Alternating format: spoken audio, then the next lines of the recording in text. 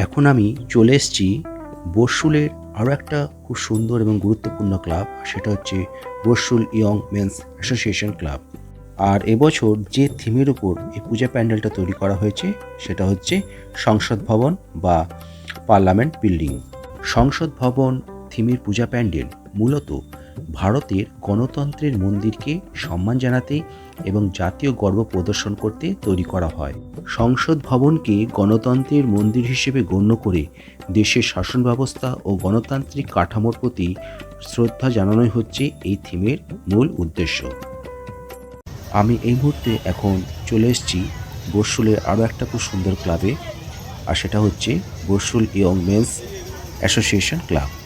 2026 সালে এই ক্লাবে যে থিমের উপর পূজা প্যান্ডেলটা তৈরি করা হয়েছে সেটা হচ্ছে সংসদ ভবন বা ইংরেজিতে যেটা বলা হয় পার্লামেন্ট বিল্ডিং। বর্ধমানের বর্ষুলে অবস্থিত এই ক্লাবটি মূলত দুর্গাপুজো এবং অন্যান্য সাংস্কৃতিক কার্যক্রমের জন্য খুব বিখ্যাত। বিশেষত তাদের জমকালো পুজো আয়োজন ও থিমের জন্য এই প্যান্ডেলটি সুপরিচিত এবং এটি স্থানীয় যুবকদের একটি গুরুত্বপূর্ণ কেন্দ্র হিসেবে এখানে কাজ করে।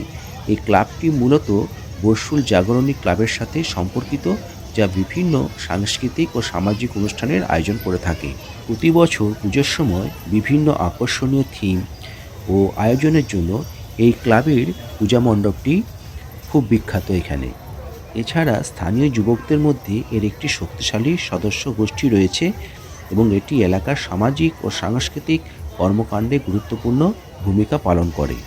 এই ক্লাবটির সংক্ষিপ্ত নাম হচ্ছে বাইমা ক্লাব, আর এটি হচ্ছে একটি স্থানীয় ক্লাব যা সামাজিক ও সাংস্কৃতিক ঐতিহ্যকে বাঁচিয়ে রাখতে এবং যুবকদের একত্রিত করতে গুরুত্বপূর্ণ ভূমিকা পালন করে। বিশেষ করে দুর্গোৎসবের সময় তাদের আয়োজনগুলি বিশেষভাবে উল্লেখযোগ্য এখানে। চলো এবার ভেতরে যাওয়া যাক, ভেতরে গিয়ে দেখি এই পূজা প্যান্ডেলটা ভেতর থেকে কেমন করেছে তার একটা সমগ্র দৃশ্য। সংসদ ভবন থিমের আদলে তৈরি প্যান্ডেলগুলোর ভেতরে সাধারণত অশোক স্তম্ভ, স্বাধীনতা সংগ্রামীদের ছবি এবং সংবিধান প্রণেতা যেমন বি.আর. আম্বেদকরের প্রতিকৃতি প্রদর্শন করা হয়। অনেক পুজো কমিটি আবার ভারতের নতুন সংসদ ভবন বা নিউ পার্লামেন্ট বিল্ডিং এবং সেখানে স্থাপিত সেঙ্গেল বা রাজদণ্ডের প্রতিকৃতি ব্যবহার করে দেশের নতুন রাজনৈতিক মাইলফলককে বর্তমানে তুলে ধরছে। অনেক ক্ষেত্রে আবার এই থিমগুলো রাজনৈতিক প্রচার বা জাতীয়তাবাদের আদর্শ তুলে ধরার মাধ্যম হিসেবেও কাজ করে।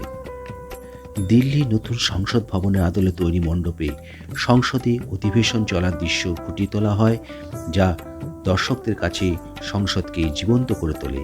আবার অনেক সময় এই থিমগুলি আজাদি কা অমৃত মহোৎসবের মতো জাতীয় উদযাপনের অংশ হিসেবেও ব্যবহৃত হয়।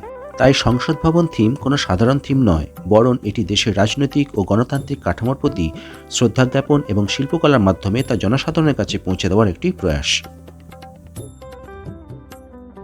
বন্ধুরা দেখতে পাচ্ছ আমি এখন চলে এসেছি বর্ধমান শহর থেকে প্রায় 15 কিলোমিটার দূরে অবস্থিত বর্ষুলের আরও একটা খুব সুন্দর গুরুত্বপূর্ণ এবং জনপ্রিয় ক্লাব, যেটা স্থানীয় ভাষায় এখানে বলা হয় বাইমা ক্লাব। সেই বাইমা ক্লাবের একদম ভেতরে চলে এসেছি। ভেতর থেকে যেটা দেখতে পাচ্ছি সেটা ভাষায় বলে বোঝাতে পারবো না। একটা খুব সুন্দর থিমের বা ভাবনার উপর এই পূজা মণ্ডপটা তৈরি করা হয়েছে। আর যেটা আমি বললাম একটু আগে সেটা হচ্ছে সংসদ ভবন, দিল্লির যে পার্লামেন্ট আছে সে দিল্লি পার্লামেন্টের অনুকরণে এই পূজা প্যান্ডেলটা তৈরি করা হয়েছে। নতুন সংসদ ভবনের নকশা বা পুরনো ভবনের জ্যামিতিক গঠনকে বাঁশ বা অন্যান্য উপকরণ দিয়ে ফুটিয়ে তুলে এখানে এই প্যান্ডেলে দেখানো হয়েছে। এই পূজা মণ্ডপটা দেখে বুঝতে পারছি যে অত্যন্ত দক্ষ কারিগরদের দ্বারা এই পূজা প্যান্ডেলটা তৈরি করা হয়েছে। এই থিমের পূজা মণ্ডপটি জাতীয়তাবাদী চেতনা বৃদ্ধি করার জন্য এবং দেশের গুরুত্বপূর্ণ প্রতিষ্ঠানগুলির প্রতি শ্রদ্ধা জাগানোর জন্য তৈরি করা হয়েছে। আর সেই সঙ্গে এই থিমটির মাধ্যমে ভারতীয় গণতন্ত্রের কেন্দ্রবিন্দু সংসদকে সম্মান জানানো হয়েছে। এছাড়া আমরা জানি সংসদ ভবন হলো দেশের সার্বভৌমত্ব ও গণতান্ত্রিক ঐতিহ্যের প্রতীক। তাই এই থিম ব্যবহার করে জাতীয়তাবাদী চেতনা জাগানোর একটা চেষ্টা করা হয়েছে এই পূজা প্যান্ডেলের মাধ্যমে। এছাড়া এই প্যান্ডেলে সংসদ ভবনকে কেন্দ্র করে বর্তমান সময়ের বিভিন্ন সামাজিক ও অর্থনৈতিক ইস্যু যেমন বেকারত্ব মূল্যবৃদ্ধি ইত্যাদি তুলে ধরা হয়েছে। আর সেই সঙ্গে নতুন সংসদ ভবনের আদলও তুলে ধরে এই পূজা প্যান্ডেলের মাধ্যমে উন্নয়নের বার্তাও দেওয়া হয়েছে। তাই 2026 সালে তৈরি বসুলের এই মেন্স অ্যাসোসিয়েশন ক্লাবের পূজা প্যান্ডেলটিকে শুধু একটি প্যান্ডেল হিসেবে বললে ভুল হবে, বরং এই প্যান্ডেলটি এমন একটি শিল্পকর্ম যা তার সৃজনশীলতা ও বার্তা বিনিময়ের মাধ্যম হিসেবে এখানে কাজ করছে। বসুলের পূজা প্যান্ডেলের এই থিমটি উৎসবের আনন্দের সঙ্গে দেশ ও রাজনীতি সম্পর্কিত গভীর বার্তা মিশিয়ে সাধারণ মানুষের মধ্যে সচেতনতা বাড়ানোর একটা সামাজিক বার্তা দিয়েছে। তো এখন আমি এই মুহূর্তে আছি বসুলের সেই থিমের বা সেই ভাবনার উপর তৈরি একটা খুব সুন্দর পূজা প্যান্ডেলে।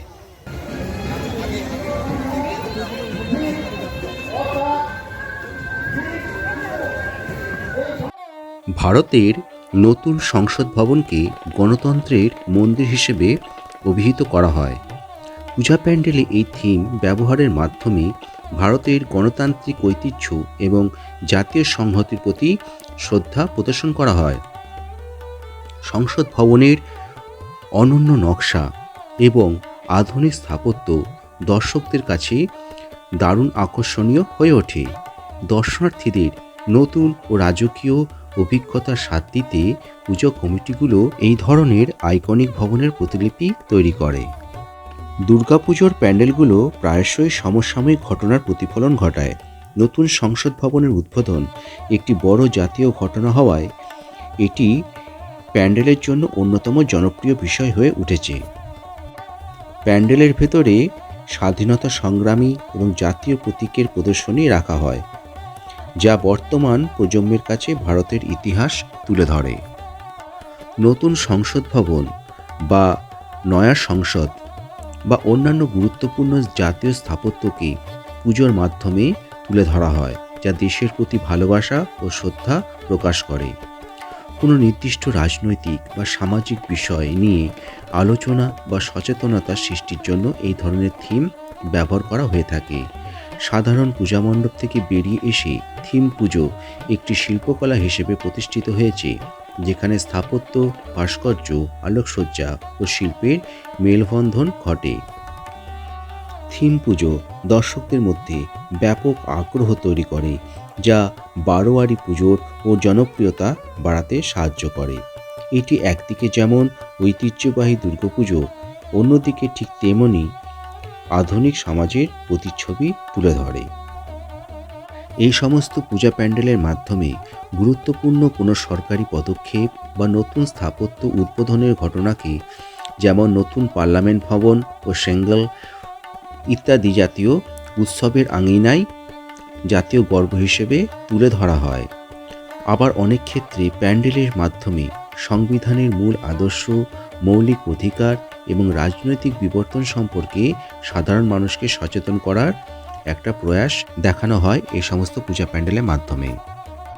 এছাড়া এই থিমের মাধ্যমে দেশের বর্তমান রাজনৈতিক বা সামাজিক পরিস্থিতি নিয়ে আলোচনা তৈরি করতে এই ধরনের পূজা প্যান্ডেলগুলো তৈরি হয়ে থাকে। তাছাড়া বড় বাজেটের পুজোয় কারিগরদের দক্ষতা ও সৃজনশীলতা দেখানোর জন্য এটি একটি বড় মাধ্যম। এছাড়া এই সমস্ত পূজা প্যান্ডেল গতানুগতিক পুজোর বাইরে নতুন কিছু দেখার আকর্ষণ তৈরি করে, যা ভিড় বাড়াতে সাহায্য করে। এই ধরনের থিমের পূজা প্যান্ডেলের প্রবেশদ্বারটি নতুন সংসদ ভবনের আদলে তৈরি করা হয়, যার উপরে জাতীয় প্রতীক অশোক স্তম্ভ বা সত্যমেব জয়তে লেখা থাকে। প্যান্ডেলের ভেতরে ভারতের মহান নেতা যেমন বি.আর. আম্বেদকর এবং ছত্রপতি শিবাজির ছবি ও শিল্পকর্ম অনেক সময় ফুটিয়ে তোলা হয়। এছাড়া সেঙ্গেলের রেপ্লিকা প্রায়শই প্রধানত আকর্ষণের বিন্দু হয়ে থাকে, যা নতুন সংসদ ভবনের উদ্বোধনের সময় স্থাপন করা হয়েছিল। সবশেষে একটা কথাই বলা যেতে পারে, এই থিমের প্যান্ডেলগুলো প্রায়শই দেশের গণতন্ত্র, ঐতিহ্য এবং নেতাদের প্রতি শ্রদ্ধা জানাতে তৈরি করা হয়।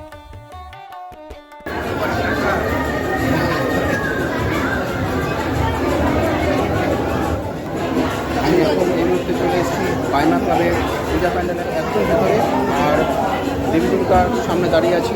2025 সালে দেখলাম ভারতবর্ষে পার্লামেন্টের আদলে তৈরি বা সংসদ ভবন, যেটা বাংলায় বলা হয়, সংসদ ভবনের আদলে তৈরি একটা খুব সুন্দর পূজা প্যান্ডেল।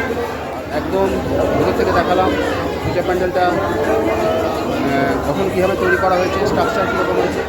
ফাংশন ভবনের বাইরেটা যেরকম দেখতে লাগে এই পূজা প্যান্ডেলটা বাইরে থেকে সেরকমই দেখতে লাগছে, কিন্তু ভেতরটা নর্মাল পূজা প্যান্ডেল যেরকম হয় নর্মাল পূজা প্যান্ডেলই রেখে দেওয়া হয়েছে। আমরা সংসদ ভবনের ভেতরে যেরকম দেখি বা পার্লামেন্টের ভেতরে স্ট্রাকচার যেরকম দেখি সেই স্ট্রাকচার কিন্তু দেখানো হয়নি।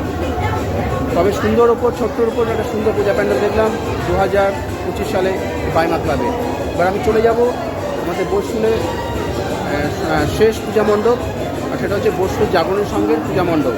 বসুলে মোট 3টে পুজো হয় বড় বড়। প্রথমটা দেখলাম অন্নদাপল্লী ক্লাবের পূজা মণ্ডপ, এখন দেখলাম বাইমা ক্লাবের পূজা মণ্ডপ, আর এরপর দেখব আমাদের সর্বশেষ পূজা মণ্ডপ বসুলের, সেটা হচ্ছে বসুল জাগরণের সঙ্গে পূজা মণ্ডপ।